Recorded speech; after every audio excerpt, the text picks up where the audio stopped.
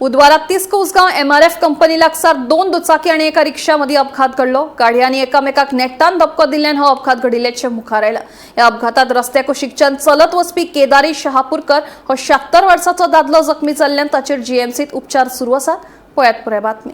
नमस्कार, आम्ही MRF कडे आसा जे जाग्यार दनपारां 2 दुचाकी आणि एक रिक्षामध्ये अपघात जालो। त्या अपघातात जो वाटसरो आसा तो चलोन रस्तो क्रॉस करतालो, तेका गाडयेचो धक्को लागलो आणि तेका तेजी कमर बिमर बरी दुखापत जाल्ली आसा। तेका आयडीतल्यान जीएमसी पावयल्लो आसा, होंडा आयडीतल्यान जीएमसी पावयल्लो आसा। आज सध्या तो जीएमसी उपचार घेता।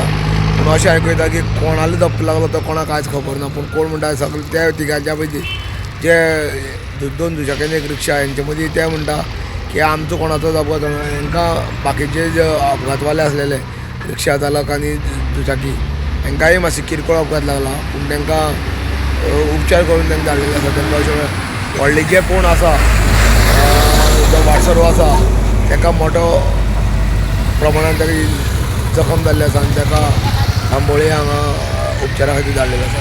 TV खातीर उजगांवच्यान एकनाथ केळकर।